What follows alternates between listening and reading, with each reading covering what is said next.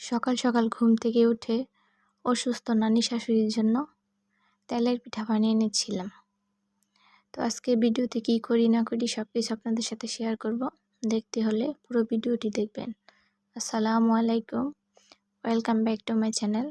আমি তন্নি আক্তার বলছি গাজীপুরের কাপাসিয়া থেকে। আমার কলিজার ভাইয়ারা আপুরা আশা করছি যে যেখানে আছেন সুস্থ আছেন, ভালো আছেন। আলহামদুলিল্লাহ, আমি আমার পরিবার নিয়ে ভালো আছি। তো আজকের ব্লগটি শুরু করলাম সকাল থেকে। আশা করছি আজকের ব্লগটি আপনাদের কাছে অনেক ভালো লাগবে।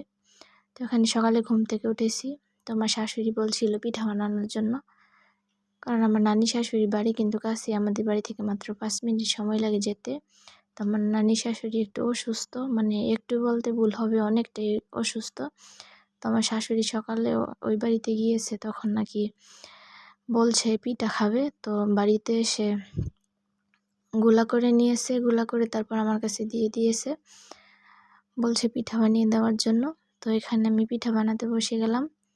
তো আমি ভাত রান্না করেছি, ভাবলাম পিঠাগুলো বানিয়ে তারপর তরকারি গরম করব। তো এখানে প্রথম পিঠাটা সেরকম ভালোভাবে হয়নি, আমি ওইটাই স্কিপ করে দিয়েছি। তো পরে আবার দিলাম, তো মাশাল্লাহ অনেক সুন্দর হচ্ছিল পিঠাগুলো। তো এখানে কিন্তু শুকনো চাউলের গুঁড়ি ছিল, তো আমার শাশুড়ি গুলা করে দিয়েছে। আমিও কিন্তু গুলা করতে পারি, কিন্তু আমার একটু কাজ ছিল, যার কারণে আমার শাশুড়ি করে দিয়েছে, আর আমি এদিকে আস্তে আস্তে বানিয়ে নিচ্ছিলাম। আর আমার শাশুড়ি এদিকে গরম গরম পিঠা নিয়ে দিয়ে আসছে আমার নানি শাশুড়িকে। আমি পিঠা বানাচ্ছি আর আমার শাশুড়ি বলছে, আমার শ্বশুরও মারা যাওয়ার কিছুদিন আগে এই পিঠা খাওয়ার কথা বলছিল। তখন আমার শাশুড়ি বলছিল যে নতুন চাল আর কি শুকানো হয়েছে, ওইগুলো ভাঙানোর পর ওই নতুন চালের পিঠা বানিয়ে খাওয়াবে। তো ভাগ্যে ছিল না, তাই খাওয়াতে পারিনি। তার জন্য আমার শাশুড়ি তাড়াতাড়ি করে আমার নানি শাশুড়ির জন্য পিঠা বানাতে শুরু করলো। তো এই তো আমার পিঠাগুলো প্রায় বানানো শেষের দিকে। তো পিঠা বানিয়ে দুপুরে রান্নাবান্না করে খাওয়া দাওয়া করে তো আমি বিকালে একটু ছাদে চলে আসলাম। দেখেন আমাদের নারিকেল গাছ, তো মাশাল্লাহ অনেক নারিকেল ধরেছে। নারিকেল গাছটা কিন্তু অনেক বড়। তো ভিডিওর এই পর্যায়ে এসে প্রতিদিনের মতন সবার কাছ থেকে একটি লাইক চেয়ে নেব। তো আমার ভিডিওটি দেখার আগে অবশ্যই একটি লাইক দিয়ে দেখা শুরু করবে। আর ভিডিওটি দেখতে দেখতে যদি কোনো অংশে ভালো লেগে যায় তাহলে অবশ্যই চ্যানেলটিকে সাবস্ক্রাইব করে দিয়ে আমার পাশে থেকে যাবেন। আর পাশে থাকা বেল বাটনটিকে অল ক্লিক করে দিবেন, তাহলে আমি ভিডিও ছাড়া মাত্র আপনাদের কাছে পৌঁছে যাবে।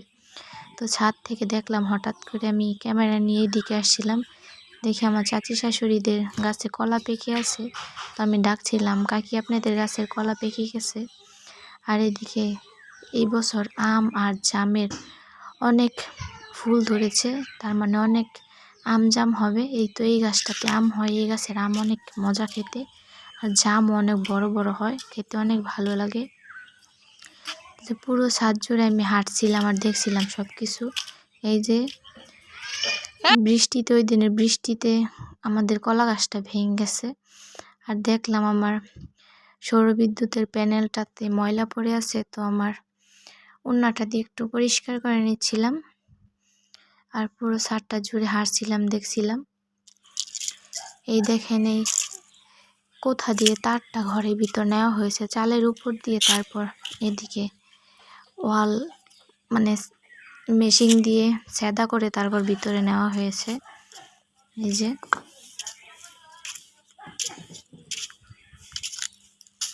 একটু হাঁটাহাঁটি করছি ছাদের মধ্যে। এখন আমি মুরগিকে খাবার দিব কিছু, ঘরটা অনেক নোংরা হয়ে গেছে। পরিষ্কার করেছিলাম, পরিষ্কার করে রাখা যায় না, মুরগিগুলো এই ময়লা টয়লা সাইড থেকে ইয়া করে, তার কারণে ময়লা হয়ে যায়।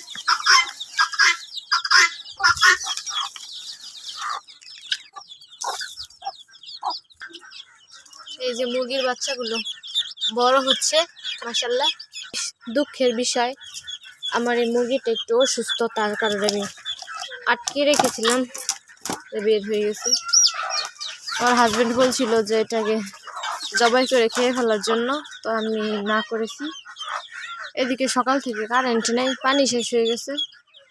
হাঁসের মুরগির পানিগুলো পরিষ্কার করতে পারতেছি না, গোসলও করতে পারছি না। তো হাঁসের খাবারগুলো শেষ হয়ে গেছে, আমি এখন ওদেরকে খাবার মেখে দেব। তো সব কিছু মিলে আমার আজকের ভিডিওটা আপনাদের কাছে কীরকম লেগেছে অবশ্যই কমেন্ট করে জানাতে ভুলবেন না। আর যদি ভালো লেগে থাকে তাহলে অবশ্যই বেশি বেশি কমেন্ট, শেয়ার, সাবস্ক্রাইব করতে ভুলবেন না, পাশে থাকবেন। তো সবাই ভালো থাকবেন, সুস্থ থাকবেন। আজকের ভিডিওটি এই পর্যন্তই, দেখা হবে নতুন কোনো ভিডিওতে। সেই পর্যন্ত সবাই ভালো থাকবেন, সুস্থ থাকবেন। আল্লাহ হাফেজ।